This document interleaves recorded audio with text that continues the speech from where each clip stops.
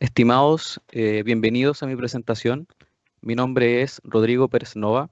Actualmente me desempeño como encargado de área de monitoreo de sistemas mecánicos, esto en la empresa M. Elecmetal.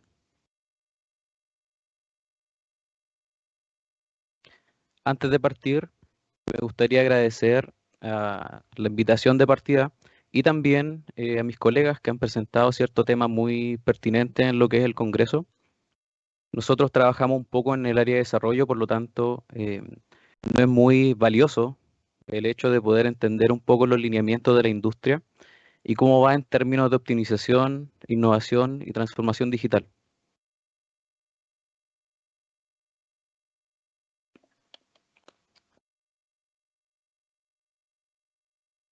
Junto con lo anterior, me gustaría mencionar un poco qué es lo que hacemos como área de monitoreo de sistemas mecánicos. En esta área contamos con dos unidades de desarrollo de negocios. Estas son, número uno, el sistema de monitoreo de tensión de pernos. Este tiene directa relación con la presentación actual, ¿cierto? Por otra parte, también tenemos el servicio de monitoreo de ultrasonido inalámbrico, que este tiene como objetivo la medición remota de espesores. Se puede aplicar en tubería de transporte, también espesor de estanque, etcétera, etcétera. Y por otro lado también tenemos dos unidades de innovación. El número uno tenemos la medición inalámbrica de formación en estructuras y como número dos la medición inalámbrica de crecimiento de grietas. Bueno, y a continuación vamos con el tema.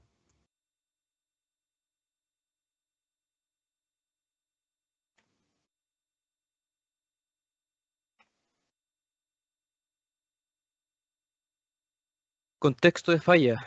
Antes de hablar de monitoreo de tensiones, primero es importante definir un poco qué es una sujeción, ¿ya? Una sujeción está compuesta generalmente como un mínimo de un perno y una tuerca. La figura de la tuerca puede cambiar por una clavija roscada o similar. Sin embargo, la sujeción sigue teniendo, digamos, el mismo objetivo, que es ajustar o asegurar piezas.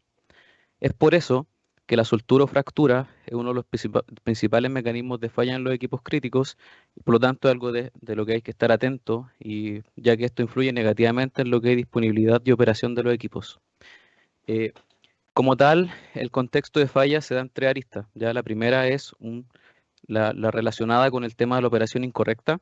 Aquí se puede dar el caso de que el procedimiento de torque sea deficiente, ¿ya? En segundo lugar, se puede dar que el control o la tensión de perno sea la deficiente, es decir, que no haya un feedback posterior a lo que es el procedimiento de apriete, como verificación de la tensión, ¿cierto? Y por otro lado también está el caso en que la herramienta esté fuera de especificación. Me refiero a la herramienta, digamos, que es la que precisamente torquea este conjunto.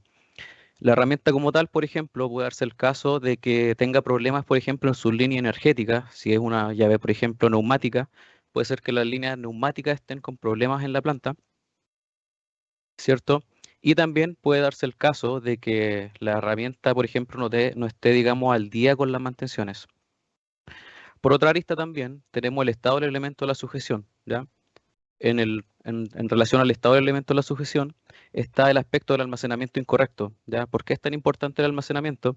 Porque los pernos generalmente en equipos críticos se transportan en cajas, conjuntos de pernos, y estos conjuntos de pernos, en caso de que, por ejemplo, sean permeables al agua o cosas así, puede darse el caso de que el perno presente oxidación, ¿ya?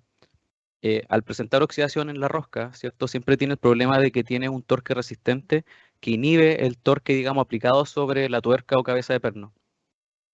Por otra parte, también puede darse el caso de que no cumpla las especificaciones técnicas, ¿ya?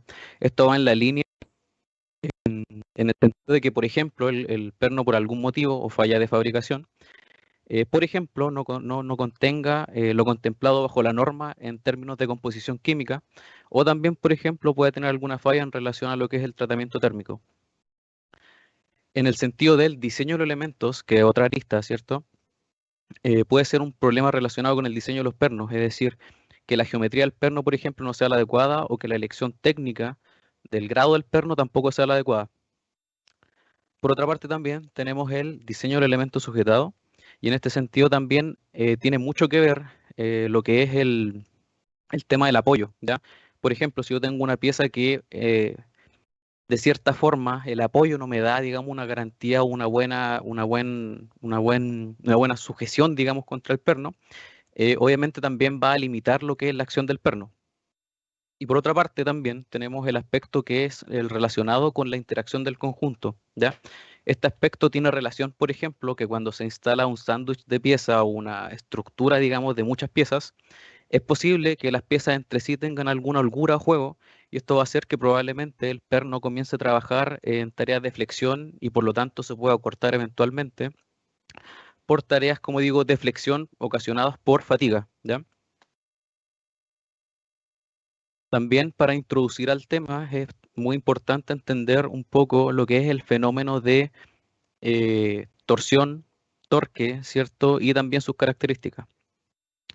El torque aplicado a elementos de sujeción es la torsión o par que se aplica sobre una tuerca o cabeza de perno, mientras que la tensión es el estado de elongación o estiramiento del perno.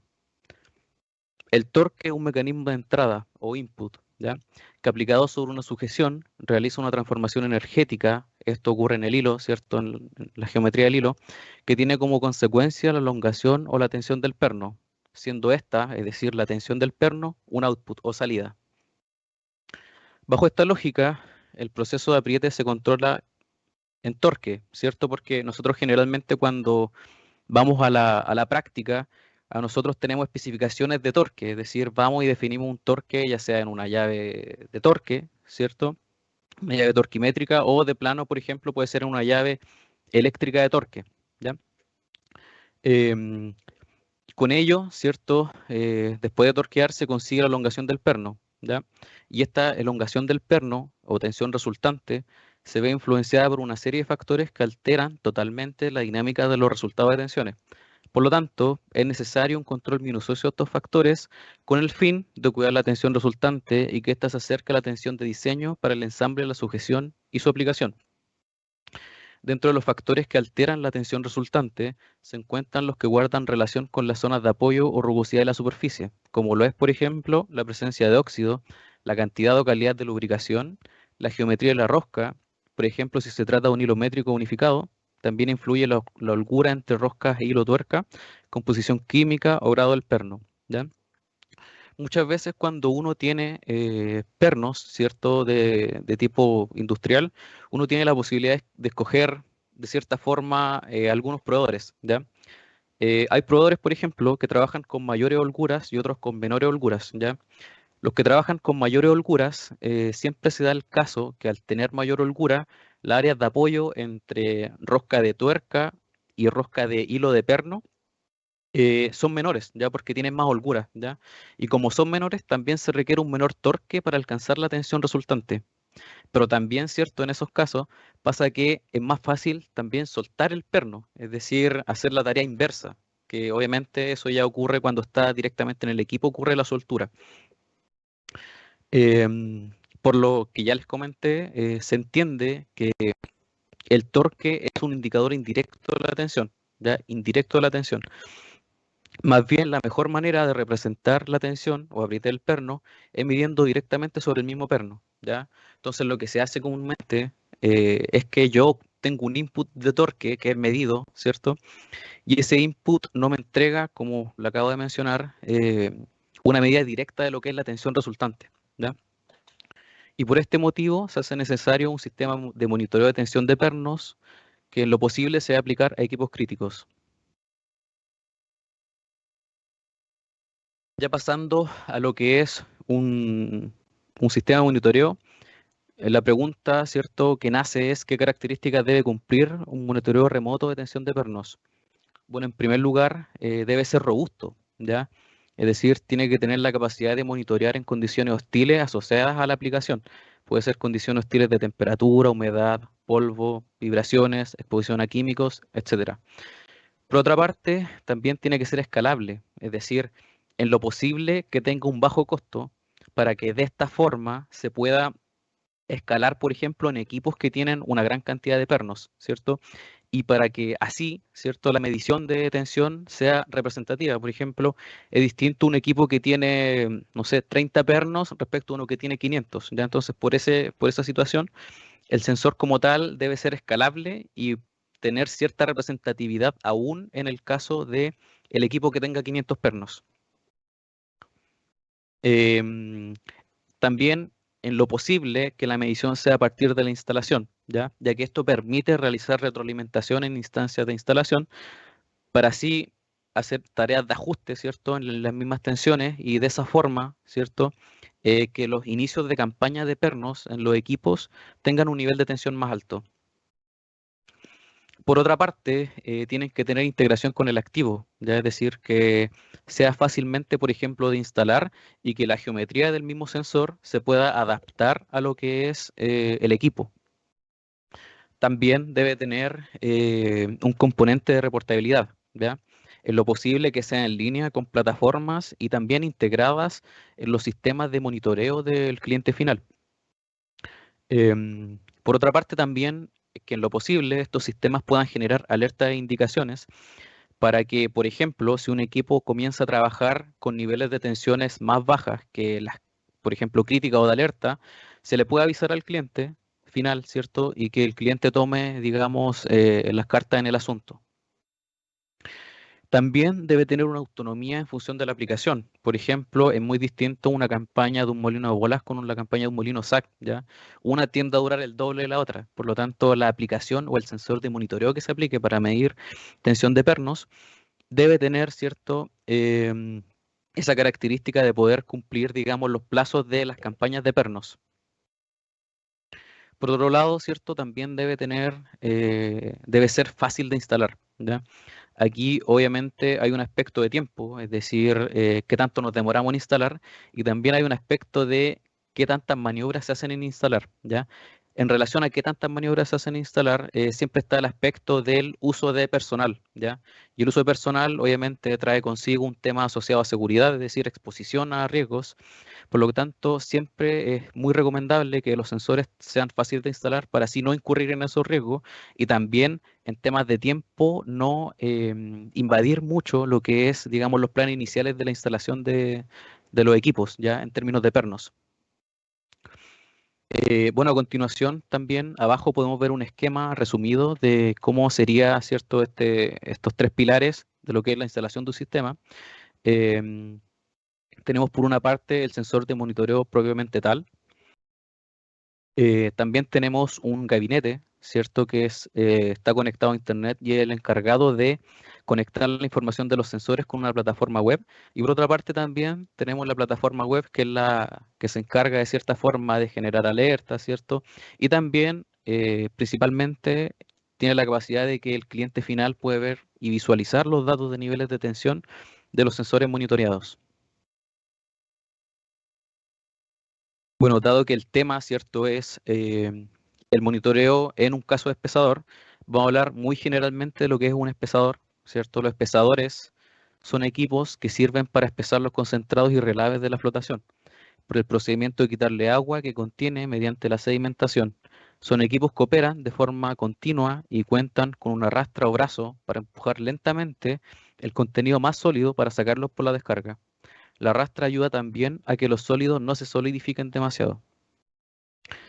La instalación de sensores de monitoreo, ¿cierto? Se realizó sobre un espesador tipo columna, en el cual el sistema motriz que mueve la rastra está soportado sobre la columna central de la estructura, tal como se ve, ¿cierto?, acá en la imagen. Luego de esta breve introducción, vamos a hablar de la instalación de sensores propiamente tal. Bueno, quizás se entienda al comienzo un poco lo que es la imagen, pero déjeme explicarle. En la parte superior de la columna central del espesador hay 8 torres que en su extremo cierran con pernos la estructura y soportan a su vez la parte motriz y el puente del espesador. Esta zona superior contenida por las 8 torres también es conocida como castillo del espesador. Para enmarcar un poco esto, a nosotros se nos contactó debido a que se reportó soltura de pernos en estos kits de pernos que cierran las torres, de manera que la instalación se realizó precisamente en esa zona, la instalación de sensores. Se instalaron un total de 6 sensores en 6 de las 8 torres. ¿Ya? Aquí lo invito a ver el esquema. Son 8 torres, ¿cierto? En el esquema. Y se instalaron 6 sensores, es decir, en 6 de las 8 torres. El castillo del pesador está compuesto por una serie de torres, ¿cierto? Como ya lo indiqué. Y tiene la función de soportar el tren motriz. Y ojo, muy importante también, tiene la función de soportar toda la embestida de torque sobre la rastra al encontrarse con partículas más sólidas dentro del estanque del espesador. El torque en los espesadores es un parámetro operacional y se mide según, bueno, dependiendo un poco del espesador, por celdas de carga, medidores de potencia motor o bien medidores de presión hidráulica. Aquí se puede ver que este es un kit de sujeciones de las torres que cierran el castillo, ¿cierto? Y se puede ver que se instaló en el perno inferior del kit de pernos de la torre, ¿ya? Esto es debido a que las reacciones generadas por los impactos del movimiento de la rastra del espesador tienden a verse maximizados en esta zona, ¿ya? Es decir, el perno donde se instaló es el más sensible para determinar efectos, por ejemplo, de torque en la rastra. En términos de resultados, se observa la data monitoreada hasta el plazo del día 70 de campaña en este equipo. El gráfico indica el nivel de tensión en libra-fuerza versus el tiempo de campaña en días, esto del total de 6 sensores instalados.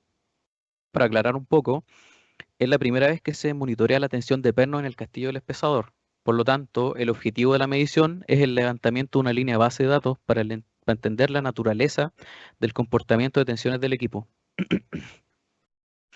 Hablando de los resultados, aquí se puede observar que poco antes del día 20 de campaña existe un evento peak de tensión en el equipo, ¿ya? Lo que se puede ver acá, ¿ya? Este evento afectó en gran medida las tensiones de los pernos monitoreados, generando un valor pico para luego estabilizarse en una menor tensión promedio. Por otro lado, la tensión recomendada por el fabricante se encuentra cercana a las 30.000 libras-fuerza, por lo que se puede apreciar el valor promedio obtenido en la instalación es de aproximadamente la mitad de la magnitud recomendada, ¿ya? En tal caso, nuestra recomendación es reapretar los pernos del castillo del espesador utilizando una detención programada en el equipo. Debido a que las tensiones a partir del comienzo de operación están por debajo de los parámetros recomendados, en una futura instalación se podría definir un mecanismo de trabajo en conjunto para corregir las tensiones en la misma etapa de instalación y con ello al menos iniciar la campaña con niveles de tensiones más altos y cercanos a los de diseño.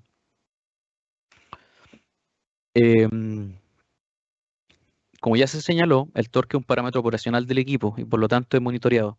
A la izquierda de la pantalla, ¿cierto? Este gráfico se presenta el acercamiento de un evento pic de tensiones. Podemos ver que el efecto provocado por el cambio de tensiones de los pernos fue acumulativo, es decir, fue aumentando la tensión lentamente hasta llegar a un valor pic de tensiones y luego de este evento la tensión se estabilizó en un nivel más bajo en términos de magnitud.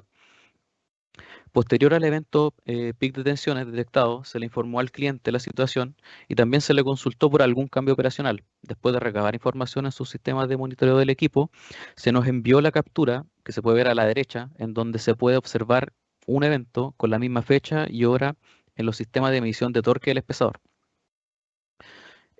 Como conclusión, se comprueba que en este caso la tensión de pernos reproduce de una forma fehaciente el evento de pic de tensiones de pic de torque en el espesador. Y ahora un poco para culminar, ¿cierto? Lo que es la presentación. Hablaré un poco de lo que aporta de manera global un sistema de monitoreo de tensión de pernos en un equipo crítico. De partida está la posibilidad, ¿cierto?, de que si cumple el sistema de monitoreo con digamos, el aspecto de medir en la instalación, esto permite tener una asesoría, digamos, entender en terreno, ¿cierto? Cuando se hace la instalación de un perno, entender en esa misma instancia qué es lo que está ocurriendo, cómo está ocurriendo el fenómeno, ¿ya? Y esto obviamente también permite hacer ajustes in situ en la instalación, en el mismo campo, para así obviamente tener tensiones más cercanas a las de diseño, ¿ya? Por otra parte, también se puede ver que la tensión si se instala sensores, digamos, muy cuidadosamente, se puede entender que esos sensores de tensión pueden permitir el entendimiento de otros parámetros de la operación. En este caso, por ejemplo, lo que se vio fue que sensores de tensión permitieron, ¿cierto?, entender conceptos de torque o tener una respuesta en torque muy similar. Si bien es cierto, uno reemplaza al otro, puede ser y utilizarse como un segundo mecanismo, ¿cierto?, de chequeo de parámetros operacionales de los equipos, ¿ya? En otros casos, por ejemplo, en otros equipos, nosotros hacemos instalaciones hace más de 5 años en molinos, y lo que ocurre es que nosotros, por ejemplo, podemos entender en qué momento la pieza, digamos, el revestimiento, levanta la pulpa o la masa, ¿cierto?, contenida dentro del molino, ¿ya? Y de esa forma nosotros, obviamente, si obviamente metiéramos un poquito más de desarrollo en ese aspecto, podríamos determinar, por ejemplo, la altura y el llenado del molino, ¿ya? Por otra parte, obviamente, todo esto, asesoría y entendimiento de los procesos, permiten una disminución de lo que es la soltura y corte de pernos. También, obviamente, la reducción de mantenciones no programadas. Y ojo, también muy importante, generan beneficios en términos de seguridad. ¿Por qué? Porque que haya menores retorqueos, por ejemplo, menores tareas de inspección, significa que hay menor maniobra de personal, ¿ya? Menor maniobra de personal comprobando pernos, reemplazando, por ejemplo, pernos cortados, apretando y retorqueando. Y con esto también, y algo muy importante, es que aumenta la disponibilidad de los equipos, ya de los equipos críticos, y con eso también se reducen los costos de operación. Bueno, y eso ha sido mi presentación. Muchas gracias a los espectadores. Espero que tengan preguntas muy interesantes, ¿cierto? Y eso, muchas gracias.